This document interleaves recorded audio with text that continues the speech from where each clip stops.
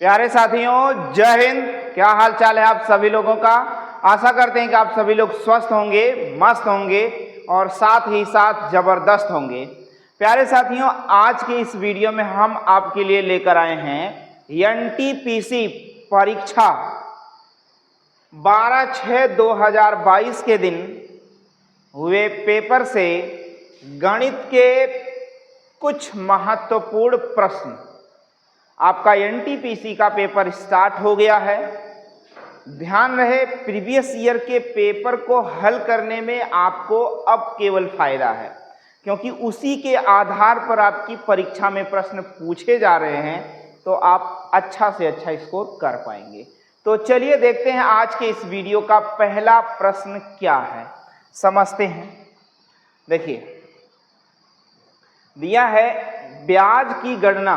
पहला सवाल आपका है, ब्याज की गणना वार्षिक चक्रवृद्धि आधार पर करने पर एक धनराशि एक निश्चित ब्याज दर पर 3 वर्षों में 625।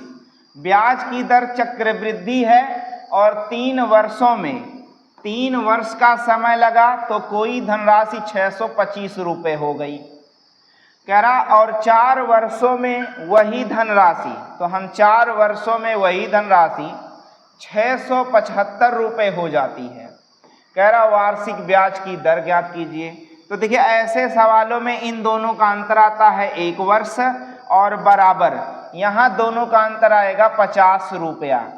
इसलिए ऐसा किया जा रहा है क्योंकि चक्रवृद्धि ब्याज वाले सवाल में ब्याज प्रत्येक वर्ष मूलधन में जुड़ता हुआ चला जाता है और ब्याज मूलधन बनता चला जाता है। इसलिए तीसरे साल में मूलधन 625 होगा और चौथे साल के अंत में मूलधन 675। लेकिन ब्याज यहाँ जो बढ़ा है 50 रुपया, इस टोटल पर ब्याज मिला है। यानी 50 रुपया ब्याज 1 साल का है, तो ब्याज बटे में प्रारंभिक मान यानी जो है मूलधन और मूलधन गुणे में 100 बराबर प्रतिशत ब्याज दर। देखिए, 25 25 में 625 और 25 दूना 100, 25 दूना 50। अब ध्यान दीजिए, 25 चौका 100, 4 दूनी 8%, 8% ब्याज दर सवाल का उत्तर। 5 सेकंड में आप इन दोनों का डिफरेंस देख लें।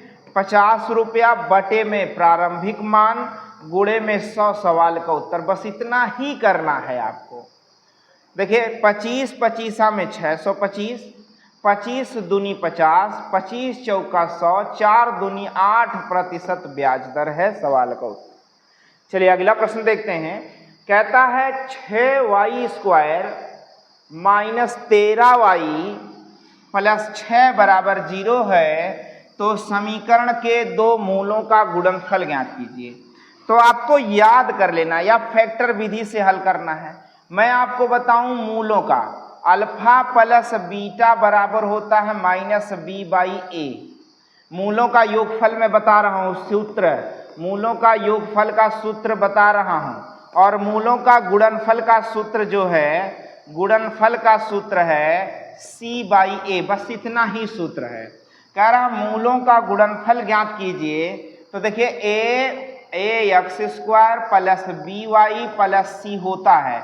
c का मान आपके पास है 6 और a का मान भी है 6, तो 6 से 6 खत्म, यानी एक सवाल का उत्तर मात्र 5 सेकंड लगेगा। यदि आपको ये तैयार है तो मूलों का गुणनफल कितना आ जाएगा? 1 आ जाएगा। बातें समझ में आ जाएगी? क्यों भाई, बात समझ में आ जाए तो आगे बढ़िए। अगला सवाल आप देखेंगे, कह रहा है एक निश्चित धनराशि x% वार्षिक साधारण ब्याज की दर पर 7 वर्षों में ब्याज दर कितना है? x%, समय लगा है 7 वर्ष और राशि हो गई है 22,494 रुपया। कह रहा यदि वार्षिक साधारण ब्याज की दर 4% प्लस हो जाए, यानी x प्लस 4% हो जाए, तो 7 वर्षों के बाद देय धनराशि, यानी जो धनराशि है 25,917 रुपये होती है। तो निवेश की गई धनराशि ज्ञात कीजिए। निवेश की गई धनराशि आपको ज्ञात करना है, यानी जो धनराशि, अब देखो इस सवाल को ऐसे डायरेक्ट लगाओ, 7 वर्ष है तो 7 वर्ष, और देखो ब्याज की दर 4% बढ़ गई तो राशि कितना बढ़ गया, 7 में से 4 गया 3, 11 में से 9 गया 2, यहाँ बचा 8 में से 4 गया 4, और यहाँ बचा भैया कितना, 5 में से 2 गया 3, 34। बात समझ गए ना, घटा रहे, मैं उल्टा घटा रहा हूँ, 7 में से 4 गया 3, 1, 11 में से 9 गया 2, 8, 8 में से 4 गया 4, 5, 5 में से 3 2 गया 3। यानी देखो ये 7 वर्षों में 4% यदि ब्याज दर बढ़ा तो 3423 रुपया बढ़ेगा। 1 वर्षों में कितना बढ़ेगा, बटे में 7, 7 त्रिक 21, 7 चौक 28, 6 34, 6 मतलब 62, 7 बटे 56, 56 6 62, 6 मतलब 63, 7 9 63, यानी 489 रुपया ब्याज, 489 रुपया ब्याज बढ़ा 4%, यानी 4% बराबर 489, तो 1% बराबर बटे में 4, और 100% का मान ज्ञात करना है। सवाल का उत्तर हो जाएगा 4 एकन 4, 4 दूनी 8, फिर 4 दूनी 8, 1 9, यहाँ हो जाएगा 10, तो 4 दूनी 8 2 10, यहाँ आ जाएगा 20, 4 पंचे 20, 12,225, 12,225 रुपया मूलधन आपके सवाल का उत्तर हो जाएगा। 12,225 रुपया मूलधन था। ऐसे लगाएंगे, सीधे लगाएंगे डायरेक्ट, ब्याज दर 4 बढ़ा तो राशि कितनी बढ़ी, 7 वर्ष में राशि बढ़ी तो 1 वर्ष में कितनी बढ़ी, और 1 वर्ष में 4% के हिसाब से इतना रुपया, तो टोटल कितना रुपया लग जाएगा ना। चलिए अगले सवाल की ओर चलते हैं। अगला सवाल क्या कहता है, कहता है कॉस स्क्वायर 45 थीटा, तो इसे आप लिख लीजिए कॉस स्क्वायर 45 प्लस में इसका इसके साथ गुणा, कॉस स्क्वायर थीटा प्लस इसका इसके साथ इस कॉस स्क्वायर 45 माइनस इसके साथ गुणा इसका, तो भैया कॉस स्क्वायर थीटा बटे में कॉसेक स्क्वायर 30। अब आप चाहें तो मान रखें या पहले ऊपर वाला थोड़ा सा सरल कर लें।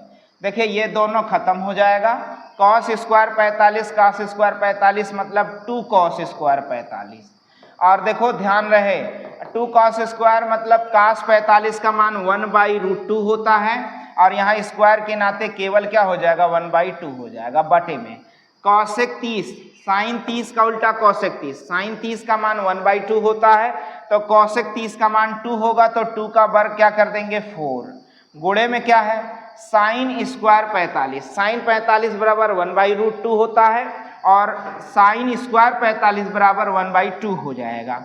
बात समझ गए ना, माइनस सेक स्क्वायर 60, कास 60 बराबर होता है, कास 60 बराबर 1/2 होता है, तो सेक 60 बराबर 2 होगा, 2 का वर्ग करेंगे तो क्या आ जाएगा 4 आ जाएगा।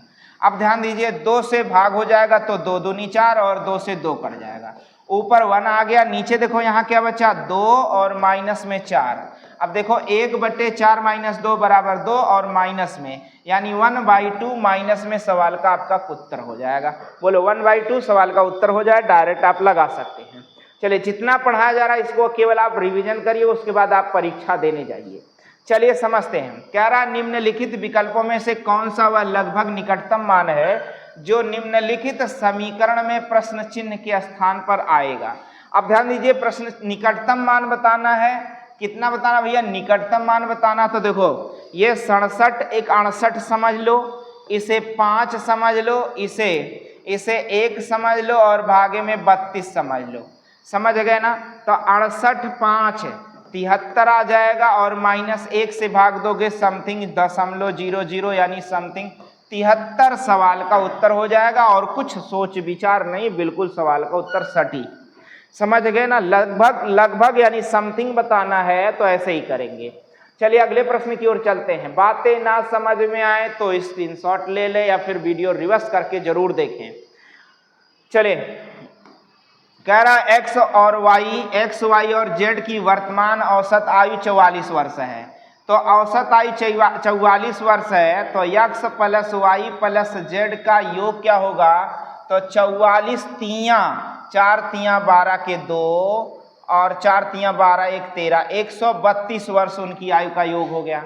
8 वर्ष पहले 8 वर्ष पहले x और y की औसत आयु 38 वर्ष थी, तो 38 का 2 गुना पहले करो तो कितना हो जाएगा, 8 दूनी 16, 3 दूनी 6, 1 7। 8 वर्ष पहले है, तो अगर हम वर्तमान की बात करें तो 8 दूनी 16 जोड़ दो तो 6 6 12, 7 1 8 1 9। वर्तमान आयु इन दोनों की x और y की वर्तमान आयु 92 वर्ष है। कह रहा z की वर्तमान आयु ज्ञात करो, तो देखो भैया यहाँ तीनों की औसत आयु का योग है, इसी में 92 घटा दो तो 0 और 13 में से 9 गया 4, यानी 40 वर्ष सवाल का उत्तर हो जाएगा। किसकी आयु हो जाएगी, z की। सवाल का उत्तर z की आयु 40 वर्ष हो जाएगी। चलिए अगले सवाल की ओर चलते हैं। अगला सवाल कहता है रवि को हैदराबाद से दिल्ली जाना है। हैदराबाद और दिल्ली के बीच की दूरी 1200 किलोमीटर है। वह 25% दूरी पैदल और 30% दूरी बस से, 30% दूरी बसें से, 15% दूरी रेलगाड़ी से और शेष दूरी हवाई जहाज से। तो भैया देखो 5 5 10 और 3 2 5 1 6 1 7, 70% दूरी तो कवर कर चुका। अब उसके पास कितनी दूरी रह गई है, शेष 30%। और देखो आगे चलो, कह रहा है कि निर्णय लेता है रवि द्वारा हवाई जहाज तय की गई दूरी कितनी है, और दूरी टोटल कितनी थी, 1200। तो भैया 1200 का 30% कितना होगा, तो देखो 12 तिया 36, यानी 360 किलोमीटर होगा।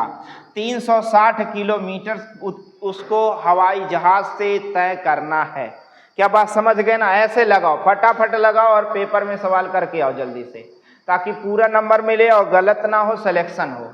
देखिए कह रहा 0.82, 0.802, 0.85, 0.085 में सबसे बड़ी संख्या। देखो ये 3 अंक बना लो, 3 अंक बना लो, 3 अंक बना लो। 820 समझो, 802, 850, और ये जो है तो सबसे बड़ी संख्या क्या हो गई, 0.85 हो गई। क्या ये बात समझ गए ना।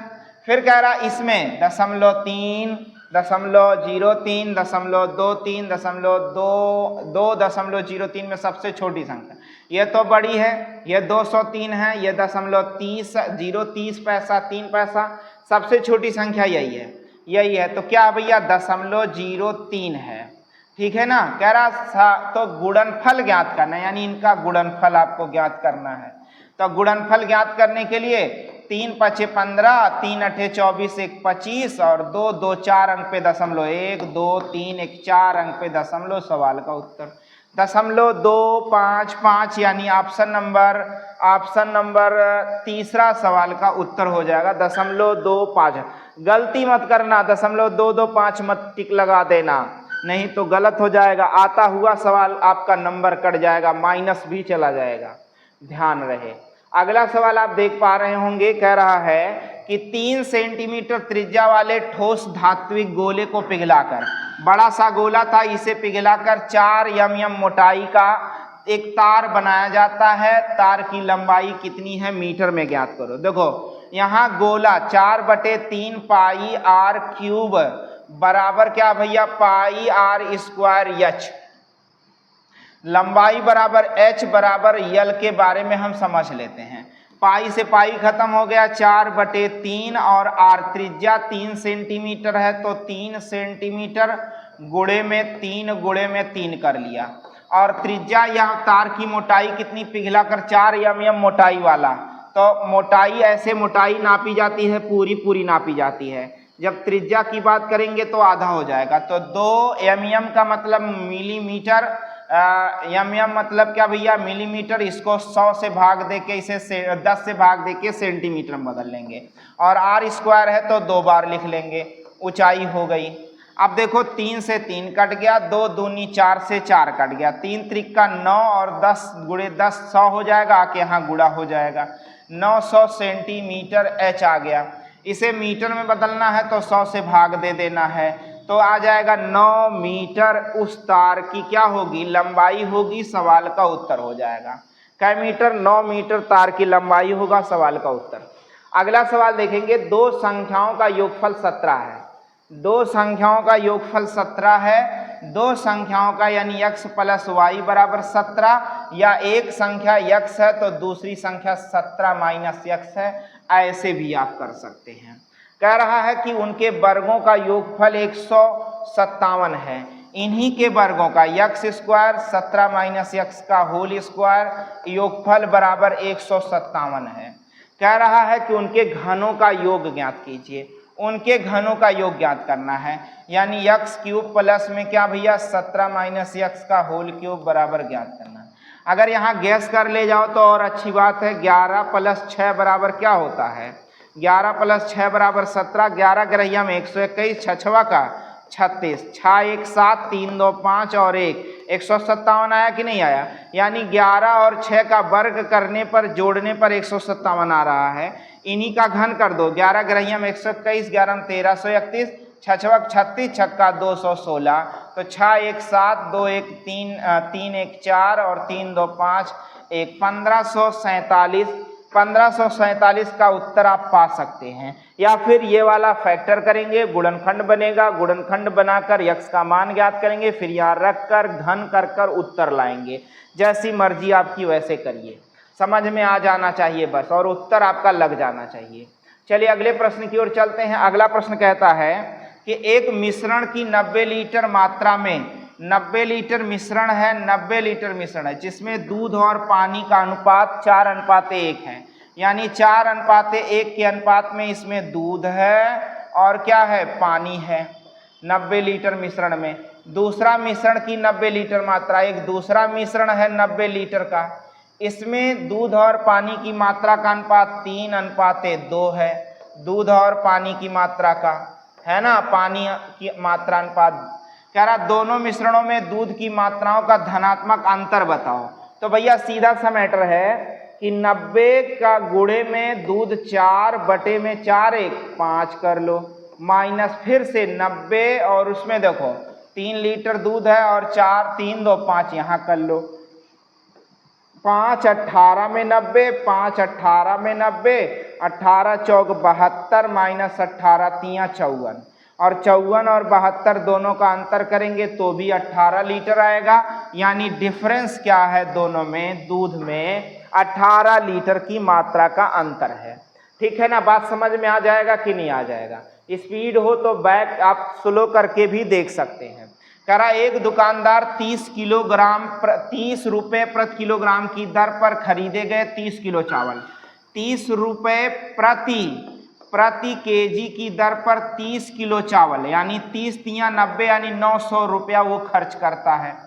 कह रहा और 28 रुपया प्रति केजी वाला, 28 रुपया प्रति केजी वाला 40 केजी चावल, 40 केजी चावल।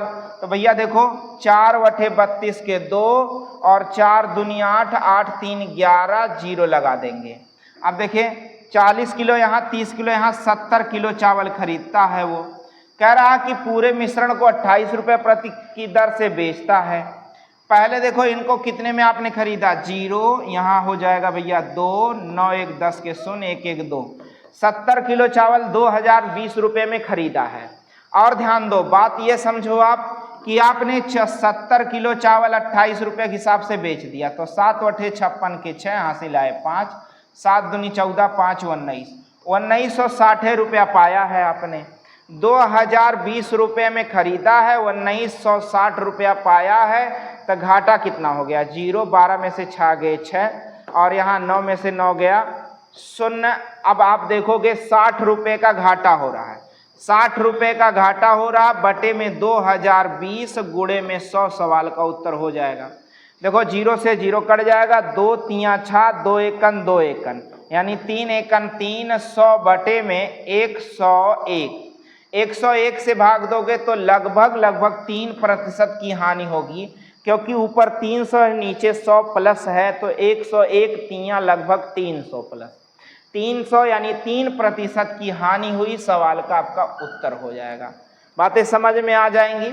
चलिए अगले प्रश्न की ओर चलते। कह रहा किसी घन के प्रत्येक किनारे की लंबाई, किसी घन के प्रत्येक किनारे की लंबाई 2.6 सेंटीमीटर है। घन आपको पता होगा, जो आप क्यूब खेलते हैं, पासा खेलते हैं, वही इसके प्रत्येक किनारे की लंबाई 2.6 सेंटीमीटर है, 2.6 सेंटीमीटर है। तो घन की पूर्ण पृष्ठीय क्षेत्रफल कितना है? तो भैया घन का पृष्ठीय क्षेत्रफल होता है 6a² होता है, 6 गुणे 2.6 का होल स्क्वायर। भैया बात समझ गए? कह रहा किसी घन के प्रत्येक किनारे की लंबाई इतना है तो पृष्ठीय क्षेत्रफल बताना है, तो 6a² बराबर पृष्ठीय क्षेत्रफल होता है। चलो इसका वर्ग करो, 26 का वर्ग करोगे तो भैया 26 का वर्ग 676 आता है और 2 अंक पे दशमलव लग जाएगा, गुणे में 6, 6 छवा का 36 के 6 हासिल आए 3, 6 सते 42, 3 45 के 5 हासिल आए 4 और 6 छवा का 36, 4 40, यानी 2 अंक पे दशमलव लगाएंगे, 40.56 सेंटीमीटर स्क्वायर उस घन का पृष्ठीय क्षेत्रफल हो जाएगा।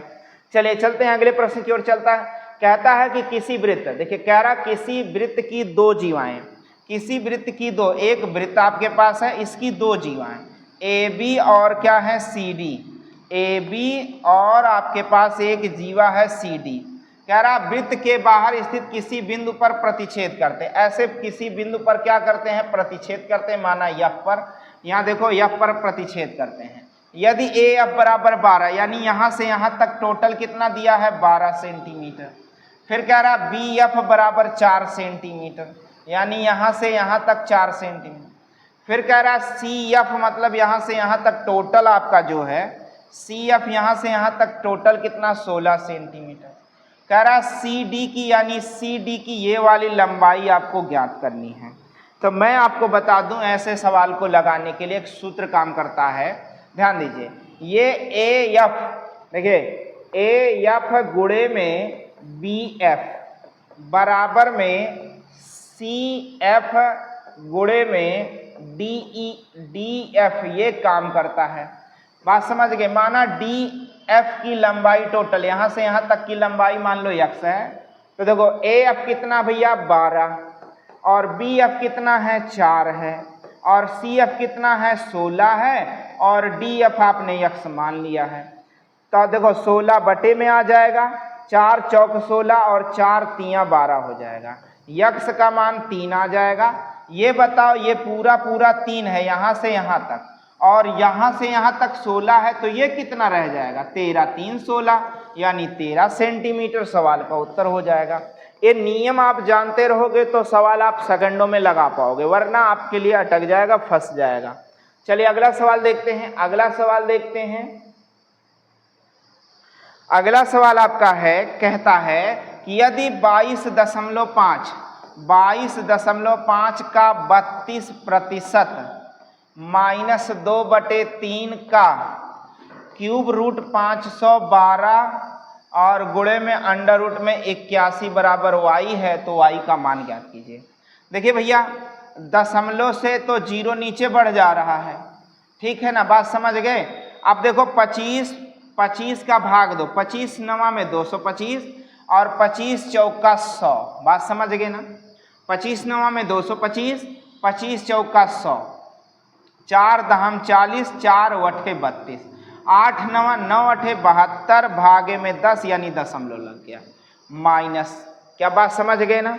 अब यहाँ देखोगे आप क्या है भैया? 8 अठाई 64 अट्ठे 512, यानी 2/3 गुणे में 8 और गुणे में 9 9 81 यानी 9, तो 3 त्रिका 9 हो जाएगा। अब देखो 8 दूनी 16 और 16 तियाँ, 8 दूनी 16, 16 तियाँ या 8 त्रिक 24 दूना 48, माइनस 48 आ गया और प्लस में 7.2 है, घटाओगे। अब देखो 48 में 0.0 लगा दो, 7.2 घटा दो, 10 में से 2 गया 8 और यहाँ बचा क्या? 7, 7 में से 0 गए 7 गए 0 और बचा 40.80 माइनस में 40.80 माइनस में सवाल का उत्तर होगा 40.8 सवाल का उत्तर होगा। क्या ये बात समझ में आ जाएगा? तो प्यारे साथियों इस प्रकार से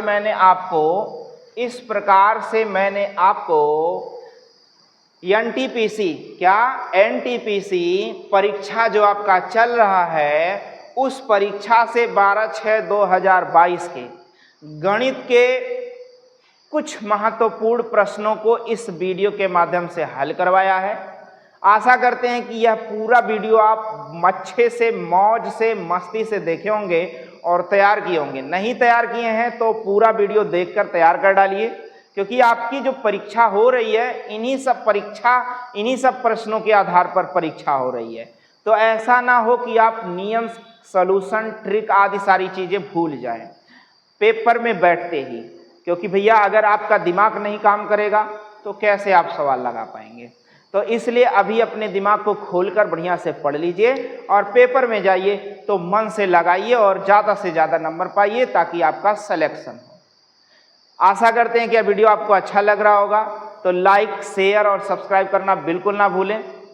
साथ ही साथ बेल आइकन यानी घंटा भी दबाएं, जिससे हमारा मनोबल बढ़ेगा और साथ ही साथ हमारे अगले वीडियो का नोटिफिकेशन भी आप तक समय से पहुंचेगा।